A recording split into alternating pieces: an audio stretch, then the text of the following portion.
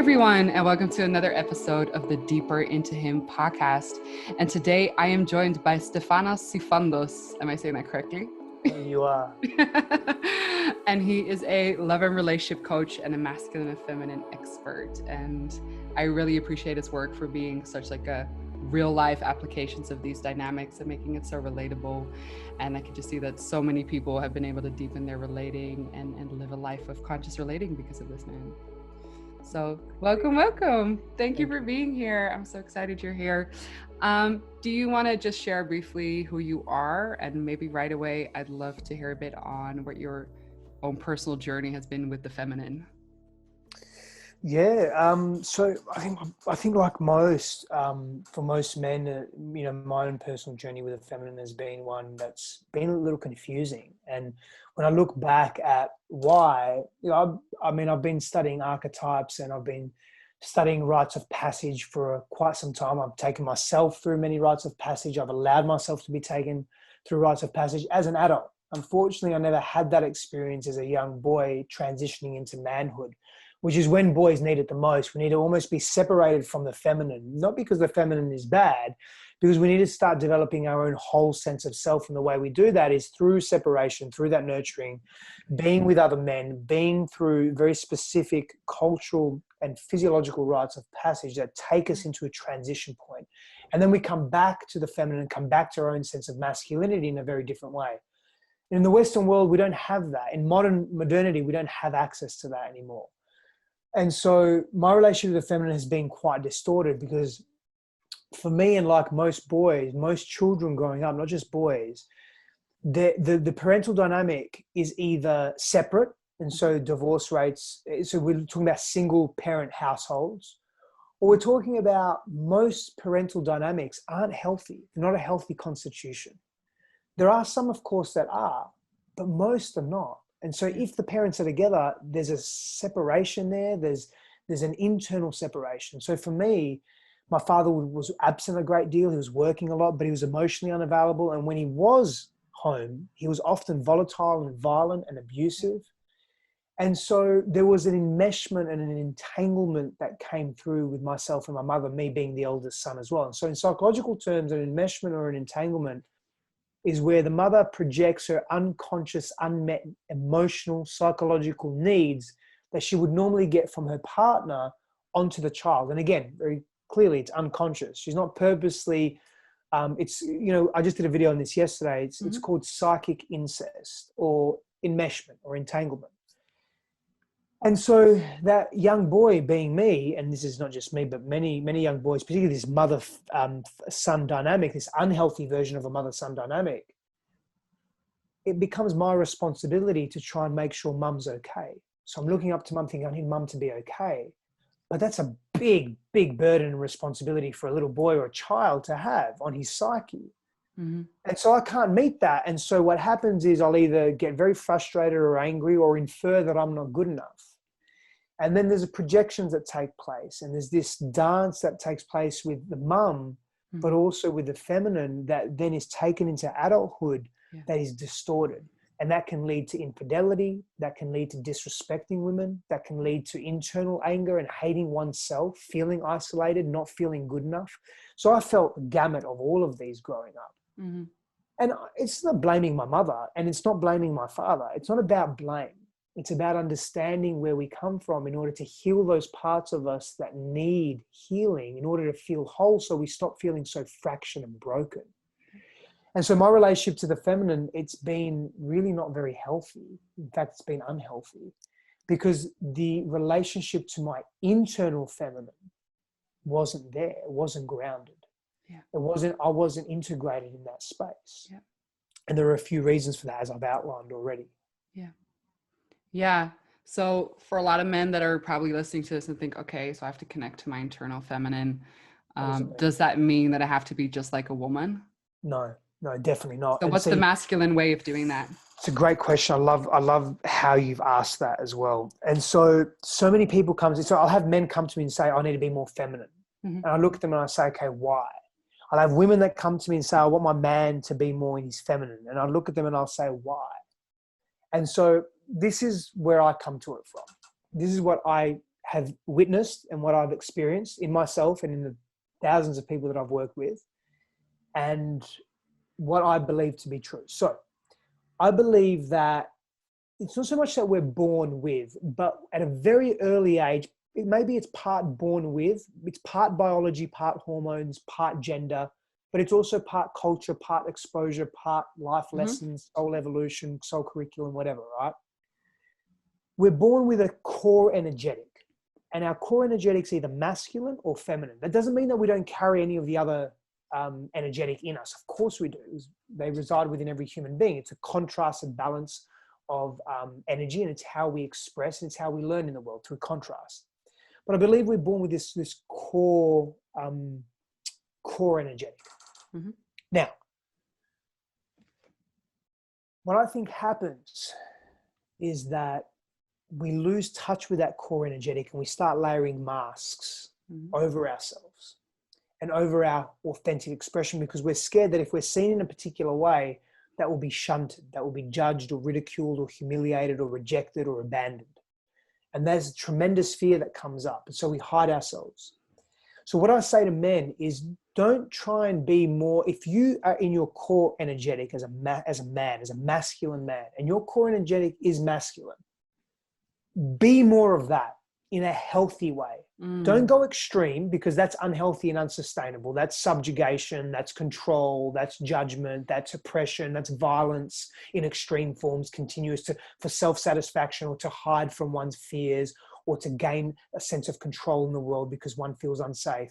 But go into your healthy masculinity. Learn to be decisive. These are just some characteristics, right? Learn to be clear in your expression. Learn to be postured. Learn to be in reverence of yourself and all other living beings. Be in your healthy masculinity. And when you do that, by default, this feminine energy that you wish to cultivate, however you define that in terms of its characteristics, will naturally come, because when you're in a healthy state, its complementary opposite will attract and will be present within you. That's really my response to that. Oh, I love that. That's such a different perspective than what I've heard many times of, instead of forcing a masculine man into his heart, just letting him find a healthy masculine, and then the heart will naturally be there. Yes, it will. Yeah. Yeah. Because we'll realize, the parts of us will realize what we actually need from within and from outside of us to feel whole. Yeah. Why do you think it's been so difficult for men to feel, to access their heart, to emote? Because I know I have a lot of guys that, like, I want to feel, my wife wants me to feel, I don't feel much. I try, I don't see it. There's a few, it's another really powerful, pertinent question. I think it's a combination of things. I don't think it's just one thing. I think it's social norms and culture. I think it's more acceptable for men to see. Men are emotional. In fact, men are very emotional. In fact, some research says that men have a tendency to be more, quote unquote, emotional than women. Yeah. What happens is, with men, is it's not so much socially acceptable to be emotional in the sense of feeling fear or sadness, or feeling jealousy, as an example, or feeling pain, or feeling grief. But we're conditioned to feel anger and aggression. It's natural for us, or healthy for us, so we think, to feel only anger and rage. And so we often mask our primary emotions, what we want to be feeling, actually feel, what the body wants to feel in that present moment, with a secondary emotion of anger. And so anger becomes this, and anger is not just an emotion, but this state. Anger then becomes this go-to state that becomes the norm for us. That, coupled with a narrative of men can't feel, or men aren't emotional, which is not true. We have a limbic system. We have a heart. We have neurons in the heart and in the brain. We have emotional processing faculties. We have capacity, but it's almost culturally indoctrinated out of us. It's pushed out of us. And in saying that, when we look at biology, we look at evolutionary theory, or we look at evolutionary growth and how we've developed, men were also very much responsible for maintaining the safety of the tribe, largely. We're bigger beasts. We're stronger, physically stronger beasts. So we were tasked with hunting. We were tasked with extending the perimeter. We were tasked with keeping our environment safe. In those moments of being more exposed to extreme danger, our brains have developed and our bodies and our nervous system has developed in such a way that feeling, and again, the limbic system is something that's developed after our primal brain, or our lizard brain, called our reptilian brain, cerebellum, brainstem, etc., that feeling emotion can interfere with the amygdala and reactive functions. Yeah. And so that's still in us biologically. Now, we live in a time, because life has changed a lot in a few million years, from early humanoids to now. We live in a time where we're not really in that much danger. Yeah. And so we have to consciously undo that. We have to consciously start seeing ourselves a little differently. And so we get to have that opportunity to do that. Yeah. That doesn't mean we have to sacrifice our quote unquote masculinity in order to feel. We can still feel and still be in solid masculine presence. Yes. That's my take on that. Yeah, I love that idea of having that there's a go-to emotion, which I think for women might be sadness, or for men might be anger. And it's often it's the go-to. It's not necessarily what's underneath that. Yeah. I think I'm then curious a bit about like what causes a man to shut down, because this is part of the narrative that I find so disempowering, that we speak about men like, oh, he just shuts down and he's just not there and he disconnects and he doesn't care. I don't believe that. So what happens in a situation that a man shuts down? What's actually happening there? Yeah, there are many reasons. I'll take a human vantage point on this as opposed to just man and woman, but I'll get to that as well. Yeah.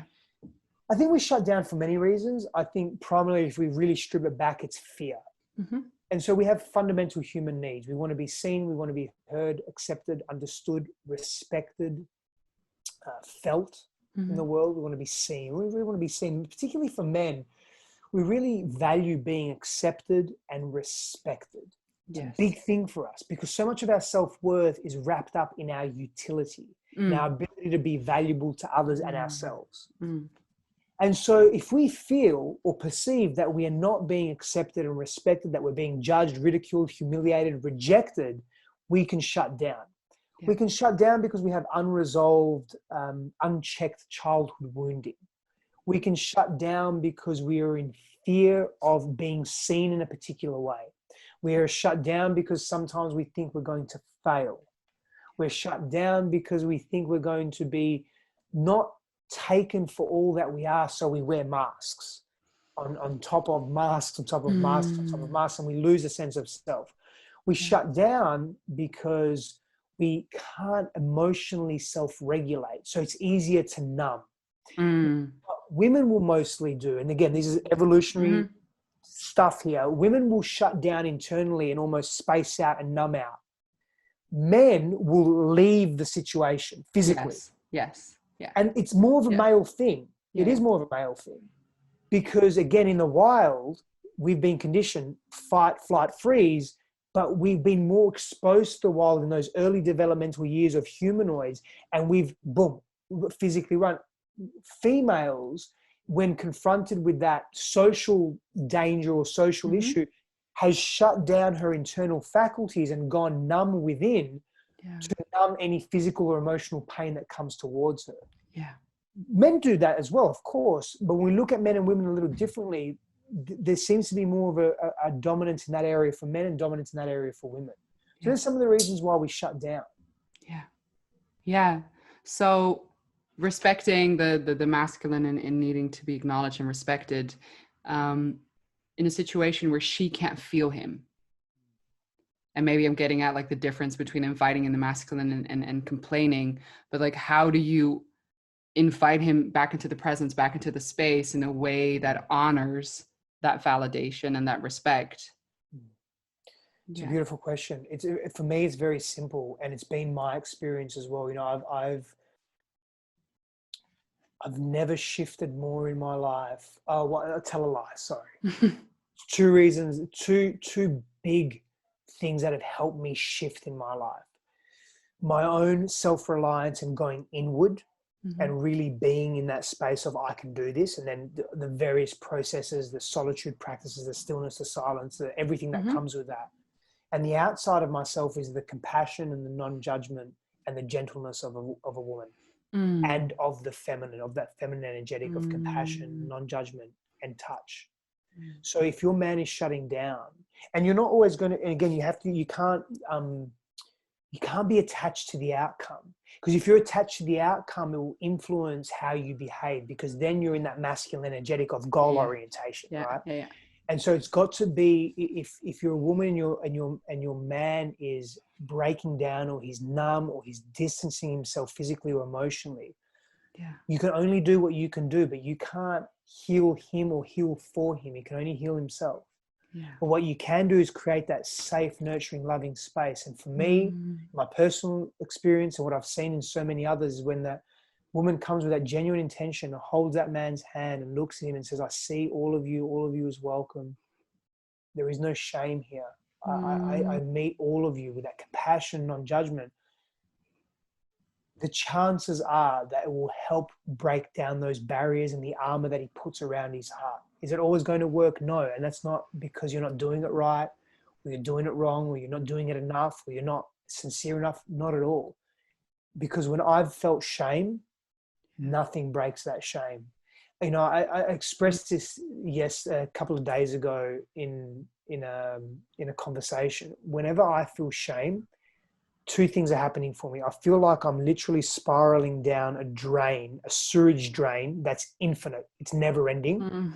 And at the same time, I feel like these invisible walls are growing past my body in every direction and just pushing out, and they're impenetrable. And that's how paralyzing shame is. And for men, it's so embarrassing, so shameful, so painful, so much fear that they're literally like stunned fish out of water. And there's sometimes nothing that you can do. However, it can penetrate that armor. It really can, but it can't guarantee it. But it's not about that, because there's growth obviously for the woman that is holding that space and being in that posturing as well for the man and for herself. I love what you're talking about now, because it's been something I've been exploring for myself. Like, the feminine energy is very much the receiving energy, but the feminine energy is also one of giving love. And so how is that different from the masculine giving love? And then I think a lot of women are conditioned to think that the feminine giving of love is a mother-like energy. So they relate maybe to their partners and like, let me mother you while you go through your pain. And what you're describing now is not necessarily a mothering, but it is a holding his hand, or just actually the love of like, whatever you show me, it's okay. You know, I feel love for acceptance. You. It's an acceptance. It's a whole acceptance. You're right. We get confused. We do get, yes, the feminine energetic is receiving, a masculine energetic is giving. But the feminine and masculine energetic reside within all of us, all genders, all things. And so if a woman is giving, she's maybe in a streamline or a slipstream of the masculine energetic of giving. But she'll give through her own cultural lens. She'll give through her own biological or gender-based lens. She'll give through her own value-based lens. She'll give through the era that she lives in. But that doesn't mean that masculine is only, that giving is only a male energy. It's just a masculine energetic. That it's just a way we used to describe it. But women give. Yang. Yeah. It's exactly right. So I want to maybe pick your brain a bit on the wounding that we see in women, or the wounded feminine of, I think a lot of women are very stuck in their masculine, right? And they're so occupied with just showing the world that you can do it alone, and that you don't need anybody, and that you're not needy, and that you're not crazy, and you're not high maintenance, and you're chill and whatnot. My work is a lot in helping women receive again, and that is so terrifying.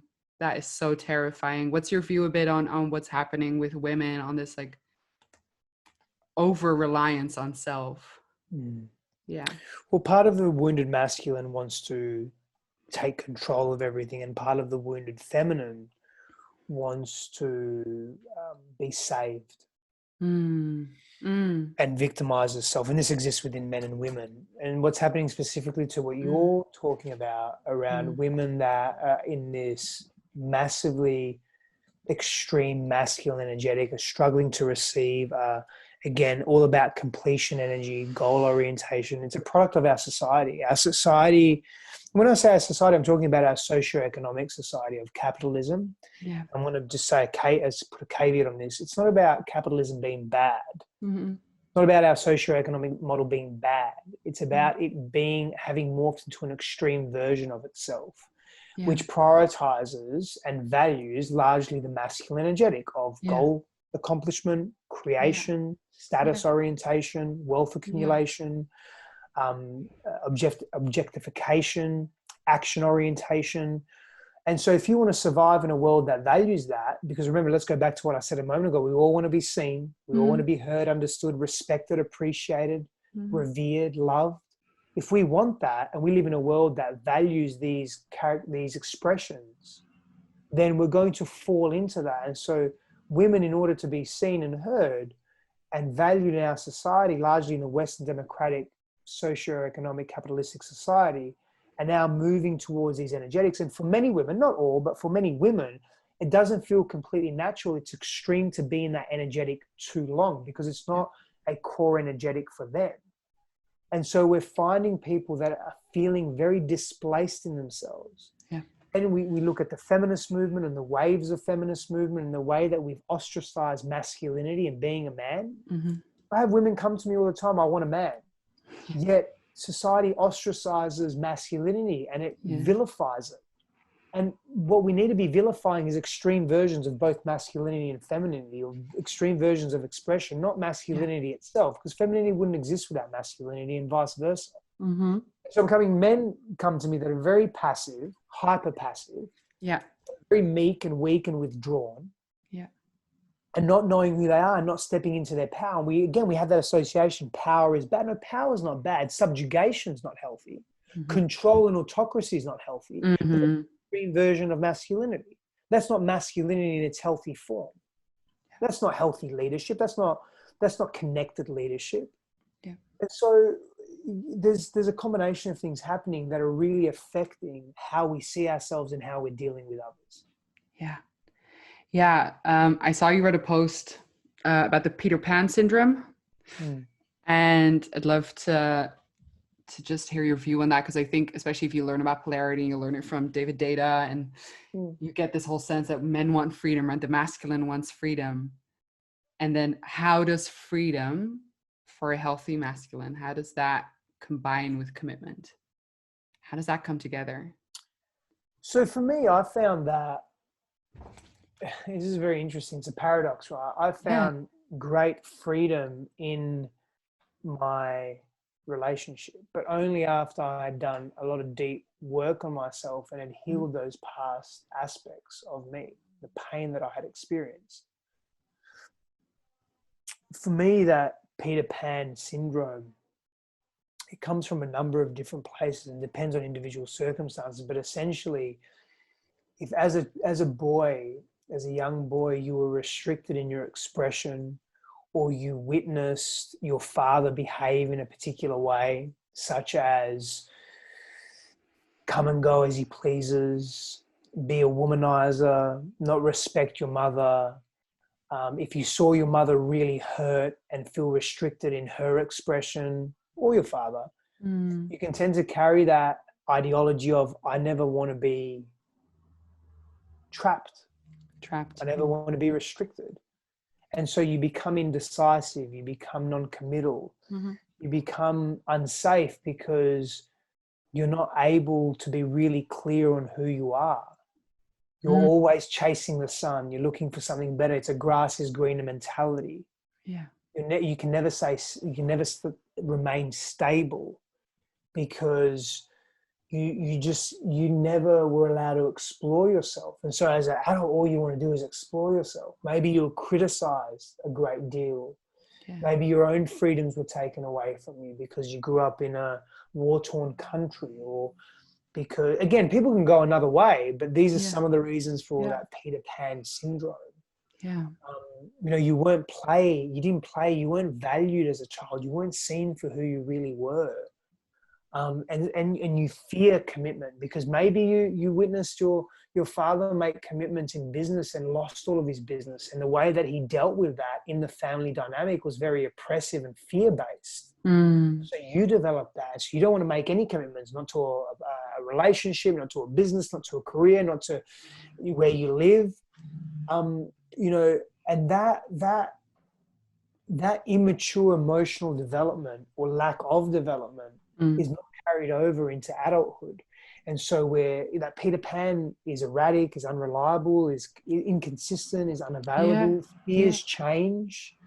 But the thing is, this is really, fears change yet thrives in change. And so therefore, they're very selfish, struggle to express truthfully, can't deal with challenge because challenge is a threat to his way of living and being, would disappear when it gets difficult. I just can't be with a challenge.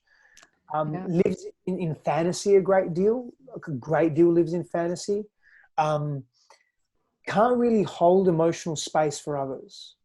Doesn't have that capacity. And essentially just carries a great deal of unresolved wounding. Yeah. It's a very powerful force, I think, for myself and a lot of the stories I hear from women. This is really how the men that they've had in front of them a lot. And so that translates into the feminine of like, I need to make sure I'm not needy. I need to make sure I'm cool. I'm not high maintenance. I'm not this. I'm not that. Yeah, this is interesting, right? And so many men, not all, but many men that have this Peter Pan syndrome, they either hate their father. Okay, well, largely they dislike or disregard or hate their father. And because they dislike him, there's parts of them that want to be like him. Right. And in order to be like him, they have to engage in familiar behavior to seek his approval. And at the same time, because they dislike their father and how much pain their father's inflicted on them emotionally or physically or whatever it may be, or absence, whatever that may be, they not only shun their father, but they shun the masculine. And they shun the masculine within themselves. And they move towards the feminine because more often than not, there's an enmeshment and an entanglement with the mother, which is the association of the feminine as well during our early years, which we take these ideals into our adult lives. And so we gravitate towards the feminine, but we also gravitate towards extreme expressions of feminine within ourselves, such as being hyper passive, being non-committal. That's not what the feminine is. The feminine is discerning. The feminine is fucking fierce and powerful in a healthy expression. Like the masculine is powerful and sturdy and reliable in his healthy expression. In his unhealthy expression, he's controlling, he's oppressive. Rigid. Rigid. And so that Peter Pan boy is caught between pushing away the father, but throwing out the baby with the bathwater, because as he's pushed away his father, he's pushed away masculine energy. And so he's become effeminate himself. Oh, so interesting. In an extreme way. And that's part of the Peter Pan syndrome too. That's so interesting. So remind me again, like how you as in a masculine energy, when you must also have this urge for freedom, for peacefulness, for quietness, maybe for just, stillness. So how do I find that in relationship? Yeah. How does that come together? Yeah, well, firstly, I create a healthier sense of self, and I'm constantly working on that. I'm open to that. And therefore that attracts healthy people in my life. And so my wife understands that. She knows that. She's not insecure in her being where she needs to constrict me. So I don't feel constricted in the relationship. I know that I can talk to my wife about anything, and vice versa. And so if something comes up where I say, look, I'm feeling restricted, I feel I need to have this experience, let's talk about it. I know it may go against your values. In fact, it pushes against mine, whether it's, say, something sexual, or, hey, I need to go to Antarctica by myself for 6 months, or whatever. Like I'm very adventurous, so I'll do shit like this in terms of like wanting to explore the world. But also, I don't feel restricted in our relationship. Right. And I'll create the space. I'll get up early if I want to. I'll sit in silence and stillness. I'll tell my beloved, I'll say, darling, I need a few days on my own. I want to just go out camping, or I want to just go somewhere by myself for a couple of days, and everything's fine. She just knows that. We if she needs something, I give that to her. And so we have those conversations. So I don't feel we should, because this is the first relationship that I have been in where it's really been deeply, deeply honest. There's not a fear of, sure, sometimes there may be apprehension about speaking about something difficult. I'm human, she's human, but there's not that fundamental fear because we're committed to each other. I can't fathom my life without her in it. Yeah. And that's not because I'm unhealthily attached to her. I don't feel I am. I feel that we're really willing to grow together. And that makes a big difference. What's, in your opinion, then the difference maybe between neediness and having needs? Well, I think neediness comes from a place of fear, comes from unresolved childhood wounding, comes from a sense of I'm not enough, comes from codependence. And so codependence is vested in, I can't be happy unless you are, so I'm going to do everything I need to do, or I'm going to latch onto you energetically, emotionally, physically, psychically to ensure that I can get what I need. Enmeshment, Enmeshment, Needs are essentially a healthy understanding of your values and what's important to you, and then an ability to healthily express them in a non-confrontational way with confidence and without demand. And just confidence in self, meaning, hey, these are my needs. Are you in alignment? If not, that's okay, but let's talk about what that looks like. Right. That's super beautiful. You speak a lot about conscious relationships, right? Yeah. What's like one thing that people can practice to start addressing in their relationship? I think this notion of 1 + 1 = 3. And what I mean by that is that you don't come to the relationship half-hearted, or a fragment, or a fragment of a person. It's not my half and your half makes a whole and we complete each other. It's two whole beings coming together to create a third entity, being the relationship itself.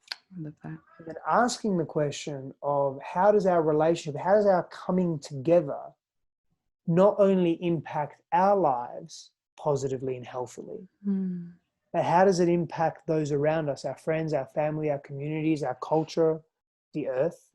Beautiful. That's an important part of a conscious relationship. I love that. I think that's so gorgeous. I'm just reminded on something I wanted to ask you also, I think related to that is, when we do when we go into relationship, our old stuff will come up, our wounding will come up, right? And we talked about the difference between enmeshment and healthy attachment. So what if you're having a discussion with your partner and you notice their little boy or girl is coming onto the surface? Because I'll tell you personally, it makes me very angry. I don't want to deal with it. So my question is very much like, what if you see that happen in your partner? What's the best way to respond to that?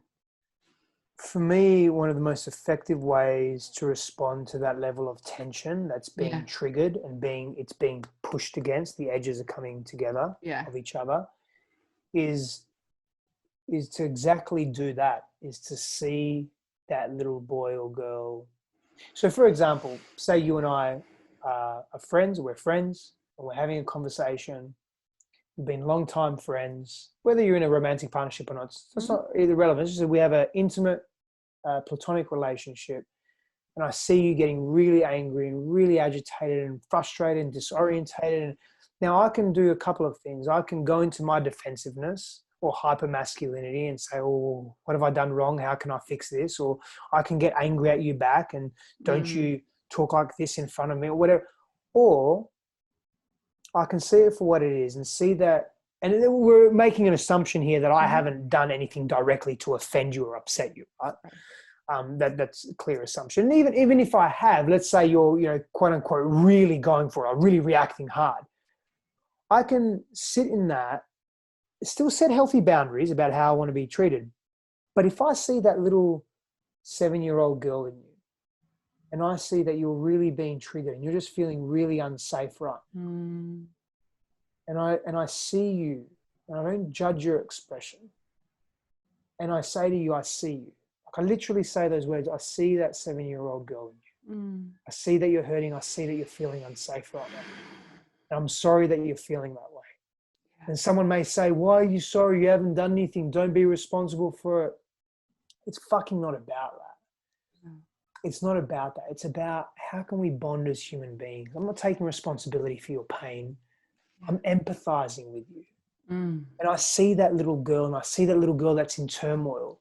What if I just remain stable and predictable?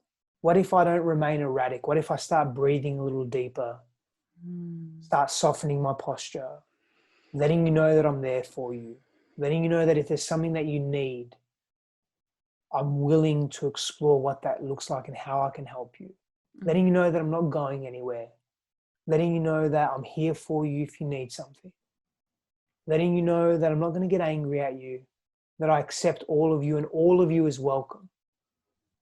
What are the chances of your expression moving from a fear-based panic state into a calmer state? What are the chances of that? I'd say pretty high. Yeah. And that's how we heal Yeah. past wounds.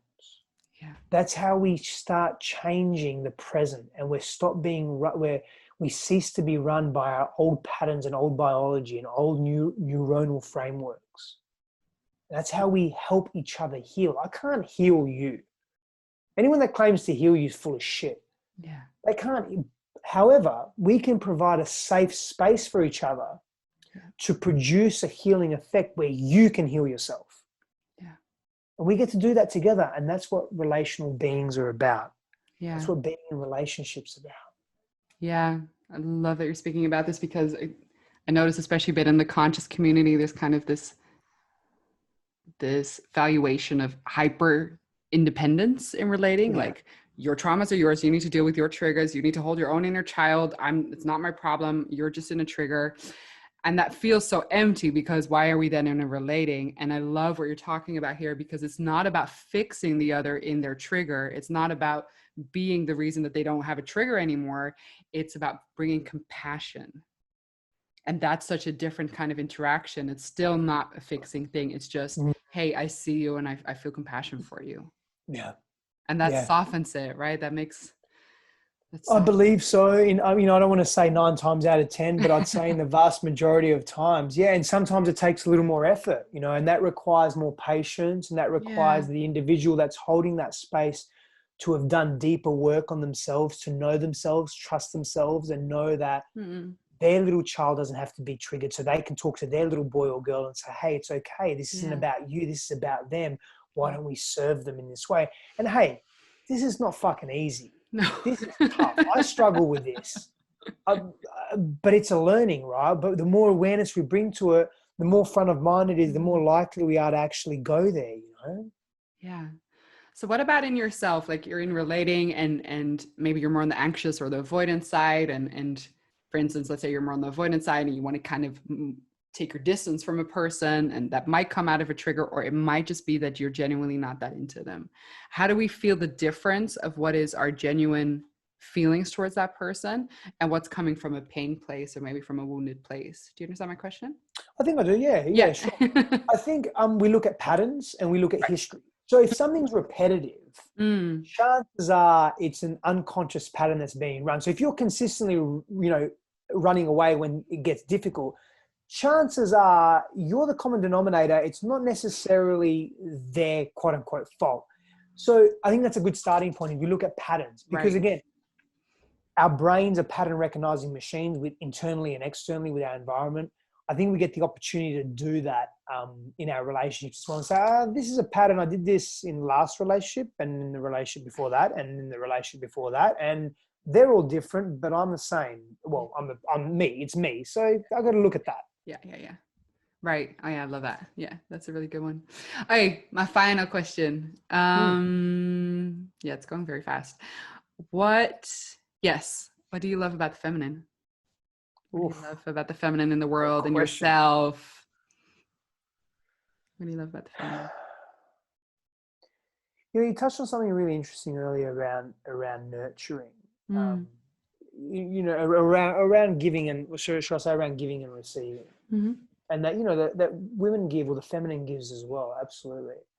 What I love most about the feminine is her ability to nurture at such depth, and it inspires me so much that the females and the feminine in my life has been able to be so non-judgmental, Mm. non-critical Mm. with me, no matter what I've done. And that just has astonished me and inspired me so much. It's inspired me to be a better human being. Mm. That level of compassion and non-judgment. And just, I ask myself, I don't believe it sometimes. I really don't. I just think, you're full of shit. You're lying. You're not being truthful, because it's so real. It's so fucking real that it hurts. Mm. Because most men have never been able to see themselves the way that the feminine outside of themselves witnesses them. Yes. And it's very overwhelming, because we get to see how beautiful and how fucking amazing we actually are. And that's very confronting when for most of your life you've been told that you're nothing, that you're worthless. Yeah. Because that's all you've known. And that has been a big journey for me. And really a big part of that, I've definitely been responsible. I've taken the action. I've made the choices. But without that reflection from the feminine outside of me, I wonder where I would be today. I love that, because I ask every man that I interview for this podcast that question, and often this is the answer: just this non-judgmental love. And it just strikes me how many women, I think, try to criticize their man into being something better. Like, oh man, like, you need to work out more, you need to meditate, you need to do this, I know you can do better, I know you're a great guy somewhere. And there's all this critique in there, when actually, when you ask a man this question, it's actually that non-judgmental love is what inspired me to be the best version of myself. Yeah. Yep. Yes, I love it. Thank you so much. Thank you so much, Stefanos. Thank you for If having me. people want to hear more about you, want to learn more about you, where can they find you? Growwithsteph.com. Growwithsteph.com. And I highly recommend checking out his social media, because his posts are absolutely incredible. Like, I don't know many people that can pack that much wisdom in an Instagram post. So highly, highly recommend. Thank you so much for your time. Thank you.